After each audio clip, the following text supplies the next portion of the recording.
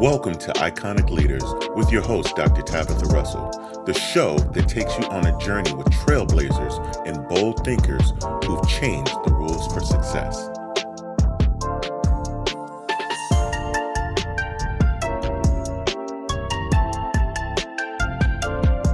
All right, welcome to Iconic Leaders, where extraordinary visionaries, disruptors, and pioneers reveal the raw truths, game-changing strategies, and bold mindset shifts behind their success. This show isn't just for the faint of heart. It's for those building leadership, luxury, and legacy on their own terms. And I have the pleasure of having a special guest on today, Miss Kate House. Can I just say, I am super excited about having her because she is doing such amazing things. Welcome in, Kate. Oh, thank you, Dr. Tabatha. It is such a pleasure to be here with you today. Well, thank you so much. Can you introduce yourself to the listeners on today? Tell them about yourself, what you do, and how you're making a difference in the world. Yes, thank you so much. Well, my name is Kate House, and I live in my small town of Gettysburg, Pennsylvania, and I'm married to my college sweetheart, and I have two little boys, two very mischievous dogs. And I like to say that's kind of like who I am, but the what of what I do is that I help high achieving women set, track, and achieve their personal goals with and ultimately, I am here to help people own their authority. So many of us play small, we shrink ourselves to fit in. And really, what we can be doing is expanding. I know it's a lot of what Dr. Tabatha speaks about too, right? Is how can we take up space? How can we own our authority, own our voice, make an impact in the world? And I do all this because at 25, about 11 years ago, I had a quarter life crisis where I was working a more traditional 9 to 5. And I just felt like I was like slowly decaying under the glow of fluorescent lights. And I made a big pivot in my life and I became a yoga teacher, and from there became a health coach. And then that led me to wanting to start my podcast. And I've been on this trajectory of just trusting myself to take the next right step. So since then, I've started hosting virtual summits. I'm publishing my first book this year. I'm going to be speaking on stages soon. And so it's just been this journey of the next right step and learning to trust myself along the way. Can I just say, I love this.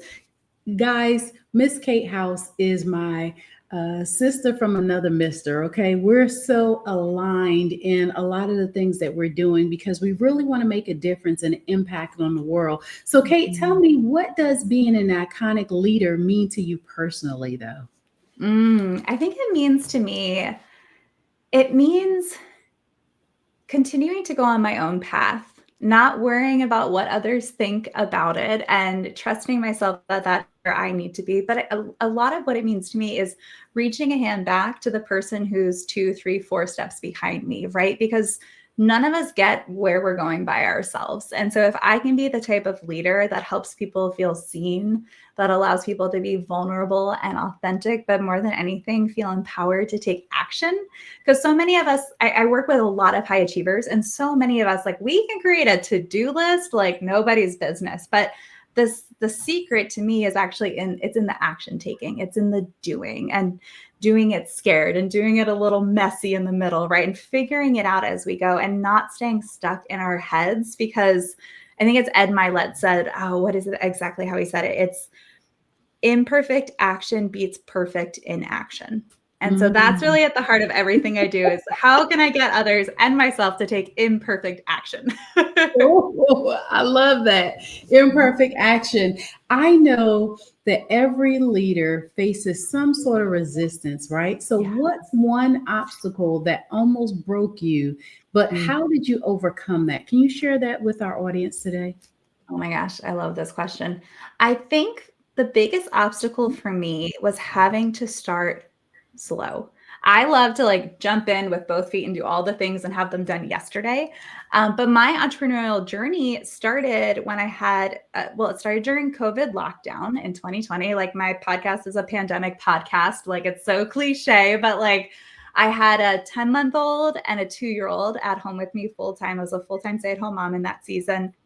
And I was like, my goodness, I need something for myself outside of keeping these beautiful humans alive. And I just heard this whisper, like, it's time to start your podcast. And I was like, oh God, okay, I'm doing this.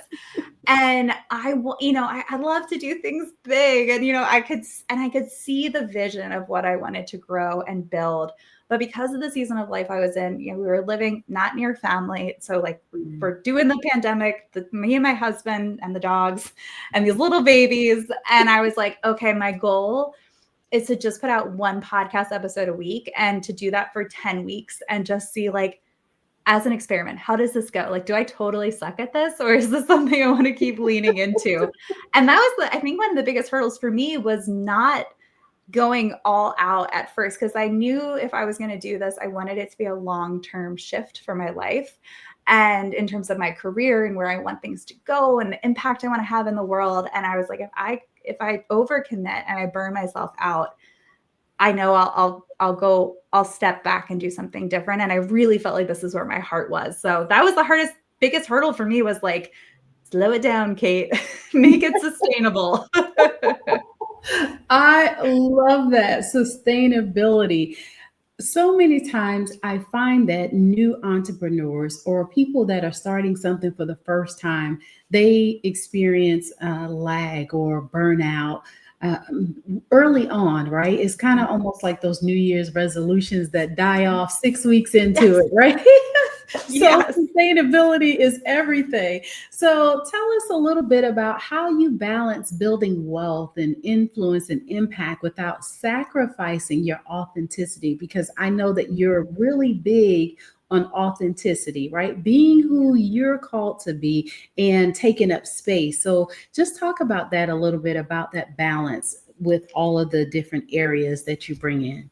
Yeah, absolutely. I think we see so many curated profiles and people online, right? And we forget that it's curated. And so I think there is something so magical about being authentic, of just being like, this is me, and it's a little messy. Like, there's a pile of kid books under my desk I need to go through and donate after this, right? Like, my background might look beautiful, but you guys, there's a lot you can't see off camera, right? And I think there's a lot of value in showing up and just doing and being who you are, right? Of not compromising on, I mean, Dr. Tabatha was teaching about this on my show, of embracing what makes you different, embracing what makes you unique. And so for me, that's like showing up. And for example, a couple of years ago, my brother passed away unexpectedly from complications from pneumonia. And Mm, I was in a really like dark place after that, right? Like, he was in his early 30s. This was not something we ever expected. And I shared that with my community, and the love and the outpouring of kindness and understanding was just like one of the most beautiful things I've ever experienced. Like, it makes me teary just thinking about it. And I could have just shut shut down, been like, I'm going to take a hiatus. And like, certainly if that's something you need to do for yourself, absolutely do that. Prioritize your mental health. But I was like, what if instead I share this and I allow people the opportunity to support me? And it also, like, it allows people to share what they've gone through, right? The number of people who reached out who are like, yeah, I lost somebody unexpectedly, or this is what helped me in this season of life. Like, the being authentic and vulnerable allows others to support you in this beautiful way. And I think as entrepreneurs, sometimes we have this idea that it's like, we got to do it on our own and we have to be super tough all the time. And like, but like, what if you don't have to be, right? And so that's what it means to me, is to just keep showing up, quote, imperfectly, and being who you are, right? And a big pivot happened for me earlier this year. My show for the longest time and my branding and everything was called Live by Design. And it was all about living by design and not by default. And I yeah. love that mission, right? I love the intentional living piece and the habits. And it was very like personal growth oriented. But I started to feel, ever have this experience where like you just start to feel some internal resistance and you're like, Mm, something needs to shift. And I realized, like, my audience has grown as people, I've grown as a person and a host and a leader. And like, now owning her authority is like the 2.0 version of Live by Design. mhm, And I mhm. felt so scared. I was worried I was going to leave people behind. I was worried people would be like, what the heck is she But like, you do it and you show up and you do it authentically, and people who'd been listeners for years and years reach out and they were like, I have been waiting for you to do this. And I'm like, I wish you would have told me that. But the support that comes when people are like, yes, this is the next right step, right? And Yeah, I think that's a big part of the authenticity piece for me is like trusting yourself, trusting that you know what is right, and also bringing in mentors, right? Like I have a business coach because I'm like, I don't know, sometimes I'm too close to it. I can't see the forest through the trees. Sometimes you need That's somebody to right. come in and be like, girl, like sometimes you just want to kick your butt a little bit and be like, it is past time for you to do this. That's right. Oh, I love it. I love it. You said so much there. First of all, my condolences for Oh, your thank brother there as well. I went through a season where I had double pneumonia at the Oh, beginning of this year, and initially they kept the doctors kept putting it off for, oh, it's just a local bug, oh, it's COVID, oh, it's all these things. But I kept being persistent because I had no voice. I had this persistent cough that would just not mhm. go away. And finally, I went somewhere else and they did tests. And they're like, yeah, you have it on both sides. And I was Oh, getting ready to fly across country for a conference. I had been doing this 60-day run of a show live every single morning. And literally, some days I'm like coughing my head off. I am oh. barely able to talk, but I said I would not give up on it. And I still kept going. So it was interesting to kind of go through that. But it was like a 4 or 5 month process just to get Yeah. back my healing. Yeah. But one of the things that you said also was you talked about the daily habits. So I know that your success leaves clues, right? Mhm. So, what daily habits or rituals keep you operating at an iconic level? Oh, I love this. Yes. Well, I spent the first like 4 years of my podcasting journey really honing in on this. So, it's funny because it actually starts bigger than the daily habits. So for me, every year I have this thing that I call the Live by Design blueprint. And in a nutshell, you set an annual intention for yourself. And it's not like I want to floss my teeth every night. Like, oh, okay, that's a resolution. An intention is asking yourself, how do you want to feel? How do you want to feel as you move through this year? And oh my gosh, I think I picked words like energized, like rested, like I was coming out of the season of having little kids for a long time, right? I mean, they're still little, but like they sleep through the night now, which is huge. And so I always pick an annual intention. And so that really allows me to get very clear on my yeses and my nos throughout the year, right? So if I want to feel energized this year, that's like my word for 2025, then I'm going to say yes to the things that energize me, the habits that energize me, the people, the opportunities, not the obligations. It allows me to say no to the obligations. It allows me to say no to the people and the things, the energy vampires in your life. You have them. It allows me to say a kind but firm no to those things. So I start with the annual intention, and that really dictates the daily habits, because if I want to feel energized, I'm going to prioritize an early bedtime. Girl, I go to bed. I just got over, I'm so sorry you had that experience with pneumonia. And I'm so empathetic because we're sympathetic. I can never remember which one's right. You never know. I was Phi Beta Kappa in school. I had long COVID for like a year, and Oh, I wow. was so tired. Oh my gosh. Mm. And so I finally found this treatment. Like you, I had to really advocate for myself. I had to go outside of like my normal practitioner, like couldn't get the medicine that I needed. So like I found this thing that really helped, right? Mhm. But for the longest time, like I went to bed at like 7:30 at night. Now Wow. it, feeling energized to me now looks like starting my evening routine around 9:30. So I'm in bed by 10 and I'm sleeping until 6 when my alarm goes off to get my little ones off for school, right? It looks like a daily habit of movement, because for me, movement is joyful, especially now that I Yeah. can breathe again with all my chest stuff from COVID all better. Yeah. And so I started rollerblading recently. Like you should, oh gosh, Dr. Tabatha, you should see me. I'm such a goober. I'm like going down the road. I've got like turquoise rollerblades. I wear elbow, knee, and wrist guards because I'm like, if I fall, I'm gonna break something. And a helmet. And I'm like, well, if you're gonna be 36 rollerblading down the road with your dogs, you should probably have awesome pads so they're all like rainbow colored. Because why not? So that's one of my daily habits is like joyful movement, and whatever that looks like in each day, right? Like if it's depending on where I am in my cycle, maybe I want to do a little yoga, maybe I just need to like stretch Mm. and kind of be content with where I am and slow it down. maybe I feel really energized and I'm like, yeah, rollerblading is definitely where it's at today. We're going to blast some music and have some fun and go out there. Like, try not to fall and trip. I'm like a baby giraffe still. Like, I'm still new in the rollerblade. But it's so much fun, right? So it looks like prioritizing rest. It looks like prioritizing movement. It looks like prioritizing. I've been on a journey of eating healthier foods and just getting out of, like, when I had the long COVID, I had a really low, like, I wasn't able to move a lot and I gained a lot of weight. And like, that was the season of life I was in, and that was okay. But now I'm in a season of like, okay, I really want to fuel my body with foods that bless it, right? And yes, it's those daily habits for me. And then I know a big thing for you is gratitude. And that's something that we practice in our family. We do it in 2 ways. The first, we call it pits and peaches.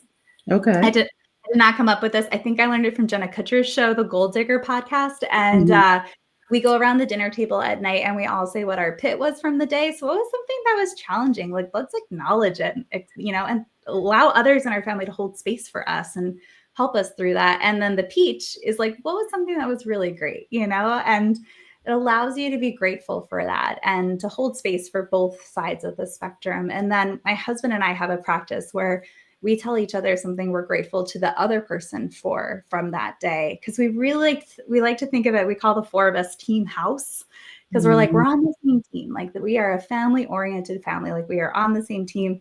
And it can be so hard, like, when you and your partner both work from home and you've got these little humans, like, you have to remember you're on the same team. And so that's why we do a gratitude practice with each other, just so the other always feels seen and appreciated. And like, it feels good to give, and it also feels really good to get back too. So those are the biggest things for me, is like, start with that intention, allow that to come down into the habits, allow that to dictate how you spend your time and your energy. And that's what lets me do what I do, right? To show up with energy and then to have conversations like this. It's the little things, right? But they matter so much. Yes. Can I just say, I love all of it.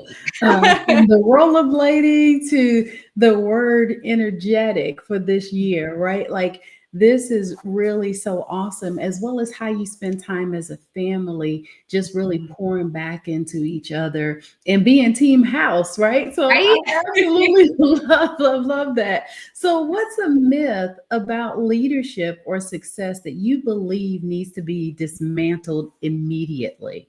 Ooh. Oh my gosh, there's so many that come to mind. I think, I don't know, like, all I'll say is, like, when I was younger and I would think of leadership, I thought of like old white men. I was raised in like a very Baptist church. It was like men were the ultimate leader, right? And I was like, that just doesn't feel great to me. And so, like, little feminist little kid Kate, like, I used to get in trouble in Bible class because I was asking, no wonder I'm a podcaster, right? I like to ask all the hard questions. And so for me, it's leadership. The thing I want people to understand is that anybody can be a leader. If you put in the time, you put in the energy, and you're never going, like, ready is a decision. It's not like, you're not going to wake up one day and be like, oh, I'm ready to be a leader. Like, no, you decide, and then you take action, and you keep taking action, and that anybody can be a leader, and anybody can represent leadership to women, to just all sorts of groups of people out there, right? Because it's so important for us to see people like us in leadership positions, because not only are you making an impact, but I mean, you might not even know the impact that you have, because 3 generations later, there might be some little girl that saw you speak on a stage when she like tagged along to her mom's conference, and she's like, Dr. Tabatha or Miss Kate, like, inspired me to do this thing, right? And so, like, I think that's what I want people to know, is like, ready is a decision. And it's so important to see representation in leadership. And like, you could be that person that can be that leader. Yeah. Ooh, can I just say, I love it, because I too was the inquisitive one. I tell people, I've been in school practically my whole life, having 3 doctoral degrees, as well as I've been a professor and a teacher, a coach, a leader, a trainer. for more years than I can remember.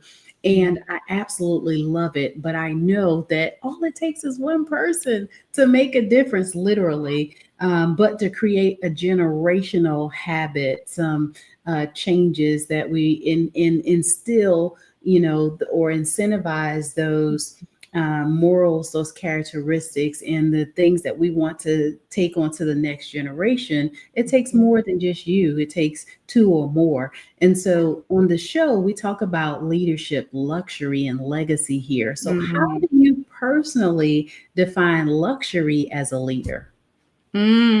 Time. In one word, time. Like, to have the time to spend it the way you want. Like in the summer, oh my gosh, Dr. Tabatha, like I'm in my garden all the time. Like my poor fingernails, like I'm covered in dirt all the time. And it is my happy place. Like my kids, like there is a rule. It's like you do not enter the garden if you are like in a yucky place. Like it is our happy place.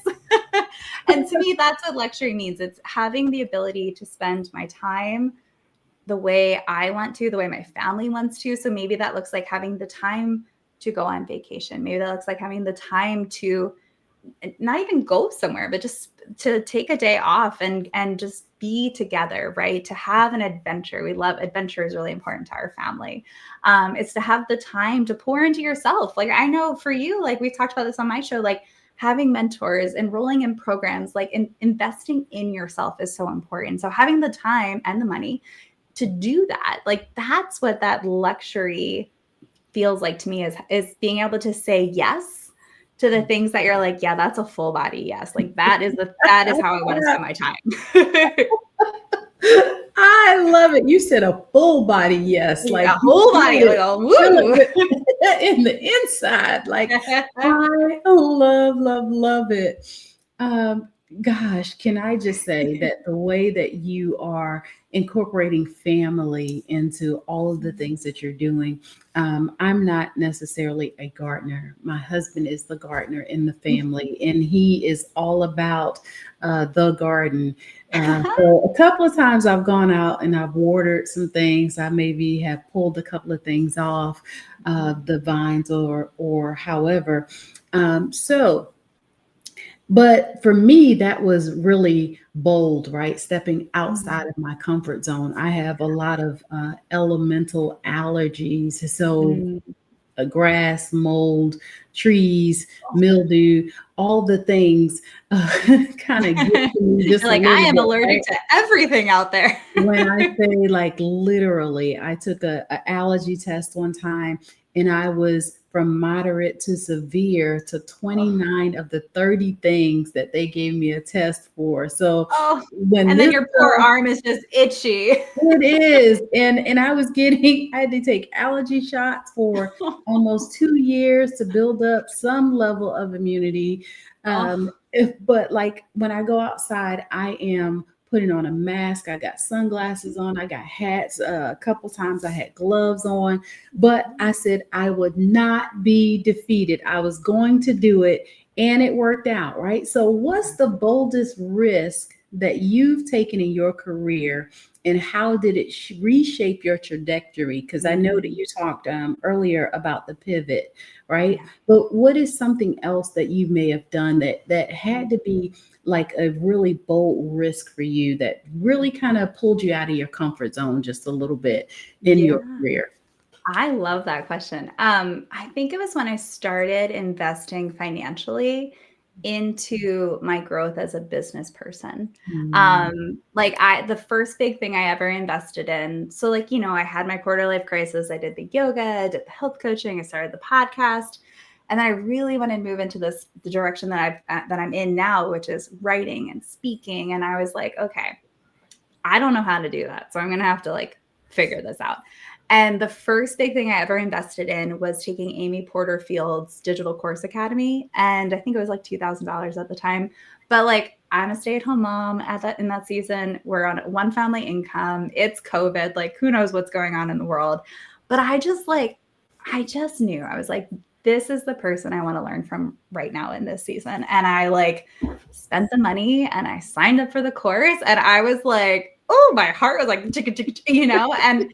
and now, I've invested so much into my growth over the years of learning how to do virtual summits, of hiring business coaches, right? Of like taking joining a program about learning how to be a keynote speaker, right? Like I enrolled in a program to help me write my first book. Like feel very comfortable now investing in myself. But early on, that first investment was like, that was the time when I was like, oh, I'm going to like put up this money for my personal amount, like that I have. And I'm going to commit to making more than this back. Right. And I'm going to trust that I can grow into the person who can do that through the course of this program. And for me, that was like that was a big deal. Like I was like, type A, high achiever, like did all the things that was expected of me for the longest time. And then I had that quarter life crisis because I was like, none of this feels great. Like, I don't think this is who I am. Like, I think I have to go a different direction. And that was the first time outside of like my yoga teacher training program that I signed up for and the health coaching. That was the first time I really invested in like me as a business person and what am I going to sell and create and how am I going to create an impact and income, right? And that felt, it still feels like I tell that story and I'm like, oh, I still feel a little nervous. But it was so important because it was me telling myself like, no, I can do this. Like, and I'm also going to bring in people into my sphere who can help me do this because like, you can go online and get 1,000 different answers for every question that you have. So like you need to find people that you can call into your life, like Dr. Tabatha, people you can call into your life who can be like, here, I've done this before you. Let me help you. Can I say I love that because I'm a firm believer and advocate for investing in yourself at the highest level possible to you. And for me, I know that have meant that I've invested 6 or more figures on an annual basis in myself. And I believe that we're the best version of ourselves now today without any help. Can you imagine what that looks like, having somebody else to come and help you to navigate that journey? First of all, you get to skip some steps, right? Yes. You don't necessarily have to do all the research and all the things behind it, but you get to get, accelerated ride on the journey. So I absolutely love that. And I believe in it wholeheartedly. So I applaud you for doing that and, definitely celebrate you because you took the bold step to at least get out there and do it. So I'm loving that.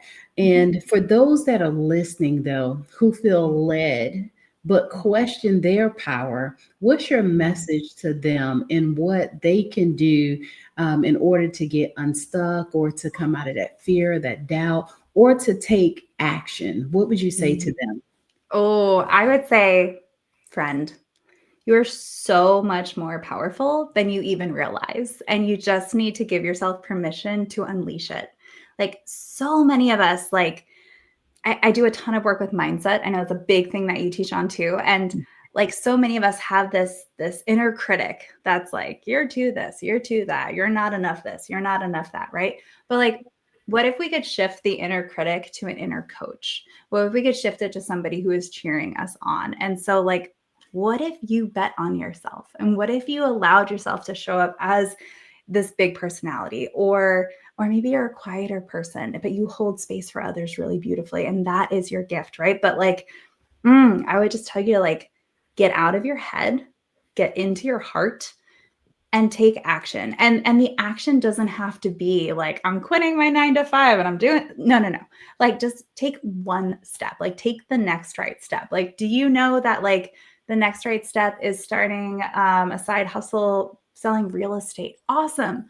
Sign up for the course, right? That's like, right. You're not going to get anywhere until you start taking action. And I like to think of like confidence, like, cause I teach a lot on confidence, and confidence is a muscle. Like you're not like suddenly like, I'm confident Kate and I'm going to take over the world. No, like nervous Kate took a step and proved to herself that she could do it and gained a little bit of confidence, right? It's like a muscle. It gets stronger every time you do it. So you just keep taking the next right step.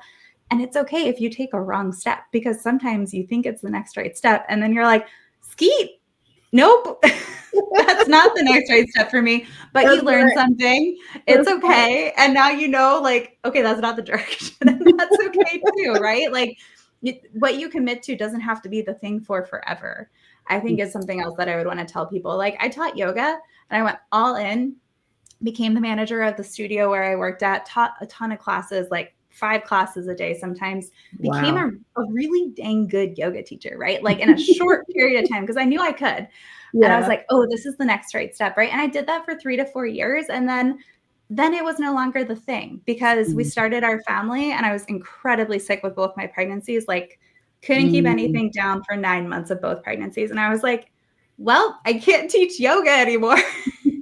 Like, that's just not possible, right? So it's okay. It's okay to get really good at some, because here's what teaching yoga taught me: how to command the energy of a room, how to be the only one speaking for an entire hour, how to create a safe environment for people, not only physically to cue them through the physical postures, but a safe place so that they could learn from whatever it was that I was teaching that day. Because I always had some sort of like something that was more soulful or mindset focused.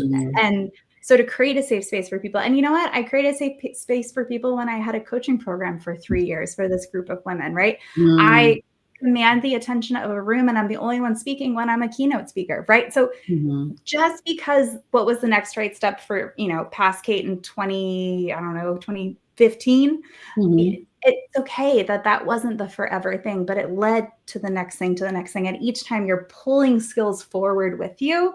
So, because I think sometimes we think we have to have it all figured out. And what if teaching yoga was just a season, but it taught me so much about what I get to do now and what I'm growing for myself now. So yeah, super long answer. Friend, you're so freaking powerful. Take the next, just one step. Don't overthink it. Just like the next little step, and then keep building that confidence from there.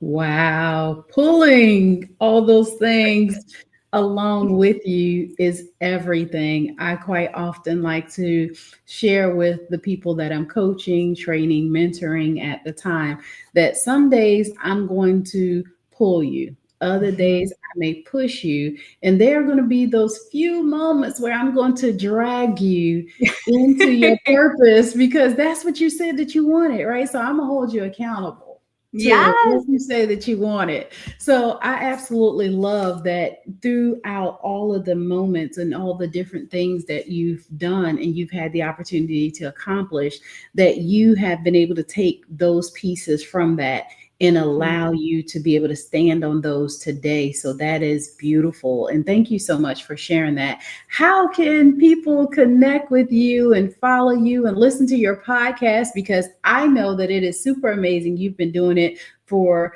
at least 5 years now, and you've built a really good community around it. How can they connect with you? Oh, thank you, Dr. Tabatha. Well, yes, friends, if you like this show, you're going to love coming over to Owning Her Authority because Dr. Tabatha is going to be one of our upcoming guests. We had a really beautiful conversation about generational wealth, but like the why behind it and the heart and the soul behind it. It was a really beautiful conversation. So yeah, my show, my podcast, anywhere you listen to your podcast is Owning Her Authority. And then everywhere else online, I am Miss Kate House. So just MS Kate, Kate, and then house, just like a house. There's another Kate House in the world and she beat me to everything. So I am Miss Kate House. That's my Instagram handle, my website where you can find everything. And yeah, lots of great resources over there. But I would just love to connect with you, especially, I'm active most on Instagram. So if you listen to this, if you watch this and you're like, ooh, something resonated with you, like send me a DM. Like it's me over there. Like guys, my team is not big. I have a podcast manager and I do everything else. Right. So like if you get a response, it's from me, actual Kate House. So send me a message. Let me know what you thought of this conversation, or like share where you're stuck and we can workshop it a little bit together. Cause like Dr. Tabatha, I just have a heart for others and for connecting. And like, what a cool world that we get to live in where Dr. Tabatha and I are states apart and we get to have this conversation and then we get to share it with you. So yep, Miss Kate House, that's where I am everywhere. I love it. Thank you so much for being a part of the show on today. And thank you all for tuning in to Iconic Leaders, where we don't just build brands, we build blueprints for generations. Remember, icons aren't born, they're built by those bold enough to lead unapologetically. Until next time, keep leading, keep building, and keep breaking every limitation. Thank you so much for joining in. Take care.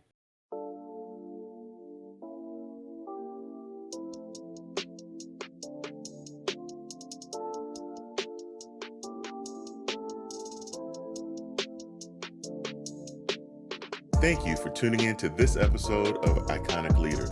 We'll be back with more pioneers who are defying the rules and building blueprints for generations to come. Until next time, keep leading, keep building, and keep